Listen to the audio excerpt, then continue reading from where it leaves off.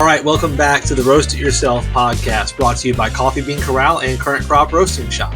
I'm Stephen Burnett with Coffee Bean Corral in Jackson, Mississippi, and with me, as always, is Catherine Mansell, certified Q grader and director of Current Crop Roasting Shop in New Orleans, Louisiana. Catherine, what is going on down there for you guys? We're getting ready for the holiday season. Yeah. Many things sell out of stock right before the holidays, so we have to have things reordered. I'm actually working with a couple of hand grinder companies. Ooh, what? To see if maybe we could offer their products. Heck so yeah. We'll see. There could be some pretty cool stuff in addition to the already cool stuff. Wow, that is huge. And I just want to say, just offline here, this is just between coworkers, happy to test any products that we need tested. If you want to throw me one of those things, just pop it in the mail and we will see how it does. Awesome. Only the best for Current Crop. That's awesome. Well, each week we set aside about 10 minutes to field questions from home coffee roasters and professionals alike about roasting, tasting, and most importantly, enjoying coffee. You can send your questions to questions@riypod.com. That's questions@riypod.com to get a nice shout out from us in an upcoming episode, and of course to get your question answered. This week's question comes from an account called It's a Blessing, who writes, number 1, what roaster do you favor the most, drum or air? Okay. And number 2, does the Fresh Roast SR800 have the same fan base as the SR540, or do they have completely different fan bases? Now, Catherine, as I told you before we started recording, when I read question number 2 initially, I thought fan bases as in like people that really enjoy the product and support it. And so I was like, well, I don't think they'd have different fan bases, just the same fan base with like different design. And so I had a whole, I was confused, and that's not the question at all. Is the base of the unit different? So I'm going to cede that one to you and let you tackle that one because I'm disqualified from it. But what do you think? What is your favorite? We're just going to go with the question as written. What roaster do you favor the most, drum or air? What style of roasting? Catherine, you go first. Well, it depends on the amount of time that I have. So if I have plenty of time to roast, I'm going with the drum roaster, whether it's the hot top or the Aleo. Because it's got a lot of preheat, got a lot of cool down. There's a little bit more that goes into getting ready to roast and continuing to roast consistently with a drum roaster. So I want a little bit more time with that. But if I need to get something done quickly, but still achieve a really good roast, I'll jump on a fresh roast. I know that roaster. I've been using it almost 7 years now. So it depends on what I want to pull out of it.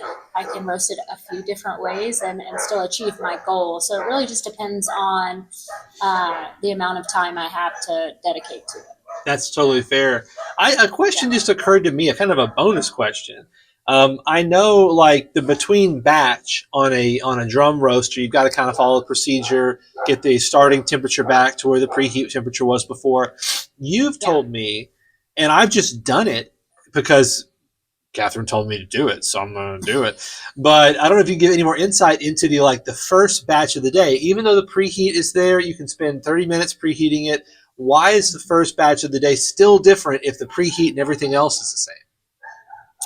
You want to warm up your roaster. Okay. Especially on a drum roaster, I do an entire roast that is either seasoning beans or coffee that I'm not necessarily going to either sell or make in the shop. So I'll give to people that you don't like. I'll do a test roast. And a lot of times I'm just honing in on either the profile that I'm going to use with the capacity, with the temperature, with the preheat. I'll do a test run, but it's also to warm up the roaster, because once you're getting into it and everything's warmed up and ready to go, that's when you're going to get your great roasts. Okay. So my first batch of the day is goes in the free box. There we go. Yeah. Okay, Yeah. that satisfies my. See, I have questions too. Okay, so it satisfies my question there. And that's number one. Now, for me, my answer to question number one is, what roaster do you favor the most? Took it very literally, and I'm just going off of vibes and off of my own experience, and that would be an air roaster for me. The reason is probably, like, the actual reason is probably that was the first style of roaster that I had. I didn't start with like one of those little skillets or the pan or the Yeah. hive roaster. I didn't start with one of the crock pot things from Amazon. I started with a fresh roast. And so Yeah. it's where I like cut my teeth roasting and where I learned what coffee roasting was. And if you ever roasted coffee, it's a beautiful process. It's very aromatic. It's very multi-sensory. And you kind of fall in love. You kind of fall in love with the first one, you know? So for me, air roaster is my just my favorite, and I feel comfortable with it. With the fresh roast in particular, my unit at home, because sometimes the fresh roast units even behave a little bit differently from one another. But like my unit at home, I can run that thing with absolutely no thought. Like I've done so many hours of coffee roasting on that unit that I used to take really detailed notes, and I still do if I'm trying to really be precise and maybe try a new coffee. But by and large, it's very accommodating of my own laziness, if you will, because I know it, and I can look at the coffee and go, that feels like it's going a little fast, and I can make adjustments. And just because I spent all that time taking good notes and recording roasts and experimenting and trying this or that different new thing. And so, yeah, I would say that that's the roaster in particular that I favor the most, and the style of roasting that I'm personally most partial to. Now, it's not the best way. The fresh roast is not the best way of roasting 20 pounds of coffee. It's going to take you a while. So there are a lot of good reasons to use a drum roaster or at least a much larger air roaster. But that's what the question you asked, which one do you favor the most? So there's that. Well, that makes sense. I started roasting. My first roaster was a hot top. You told me that. So, Yeah, that makes sense. So you got the connection there. You got the connection there. Yeah. And I think we want to give, like, it's that thing of like post hoc reasoning where we make our decisions for whatever reasons we make them, and then later we give the reasons like, well, I did it because of that and that and that. And really, it's like it was the emotional thing. It was the introduction to coffee, so it's all fused together in your brain. Anyway, this is not a philosophy channel. This is a coffee roasting channel. So question number 2, does the Fresh Roast SR800 have the same fan base as the SR540, or do they have completely different fan bases? Catherine, what say you on this? The 800 does have a higher fan. You can have a 540 and an 800 right next to each other. Put an 800 chamber on both of them and load them up. Turn your fan on or turn your roaster on with your fan up high, and you'll see how much higher the beans are moving in an 800 than they are in a 540. So the 540 fan and power, they're just not as powerful. It really wasn't made to have a capacity that the 800 has. So of course it's going to have something that's a little bit less than the other one. And in a pinch, I've had my 800 base short out, and I had to grab a 540 base and put an 800 chamber and extension tube on there with 8 ounces of coffee. And it can work in a pinch, but you can see how much difference there is just with the lack of movement that you see with a 540 base. Yeah. Just not as powerful. Yeah. And that goes back to just because it fits doesn't mean that it's going to work the way you want it to. There's a lot of different size tires I could put on my car, but if I get a flat, I better get the exact same size it's supposed to go on that car with the other tires. And in the same kind of way, I mean, they have done a lot. Fresh Roast in particular has done a lot to kind of unify the aftermarket products and the replacement parts so that you can get the same like cap, the same chaff basket, the same extension tube even will fit both roasters. And that's a win. I think that's a win, but that's not to be taken to imply that the roasters themselves are the same, just different prices, or the same, just a smaller chamber.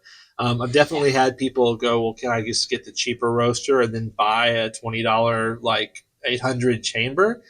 And yeah, to your point, no, the fan, the innards of those things are designed to roast different amounts of coffee. And I should have confirmed this, but I think also the heating element is a larger heating element in the 800 as well, because you need more energy to roast Right. more coffee. So you have to be able to produce more energy. So I think all the way around, stick with 540 chamber goes with the 540, 800 chamber goes with the 800. If you want to upgrade. But that's where we're at on that. This depends on how much coffee you drink. That's right. And however, the fan bases are the same. People that like really good coffee, people that like it roasted themselves, same fan base. So there you go. Yeah. Oh man, Catherine, I think this is a record. I think it's a record because this is the first time, based on the questions, we have actually completely and totally exhausted the possible answer to this question. Because I mean, the first one was just our opinion, and I mean, no one else has anything to add to my opinion. That's my opinion. And the second one was just kind of a true false, and we nailed that.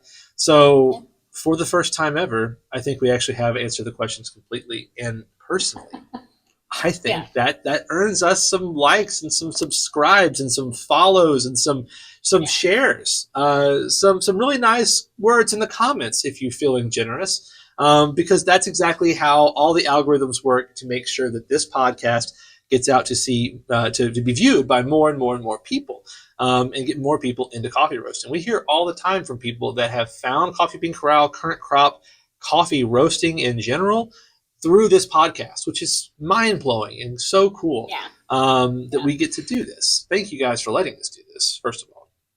You can't stop us, but thank you anyway. But anyway, we hope you enjoyed this episode as much as we enjoyed making it. So please definitely do that, like, subscribe, share, comment, all that good stuff. I'd also like to thank our folks that do our audio and video and make us look and sound good, the graphic work, all of that actually makes this an episode and not just random files that we throw at the internet. Like, this is actually a cohesive whole, and that's because of those guys that do that work for us. We thank you guys very much. But yeah, remember, send any questions you have about coffee in general, coffee roasting in particular, to questions@riypod.com. Otherwise, have a great day and happy roasting. Thanks. It's a blessing.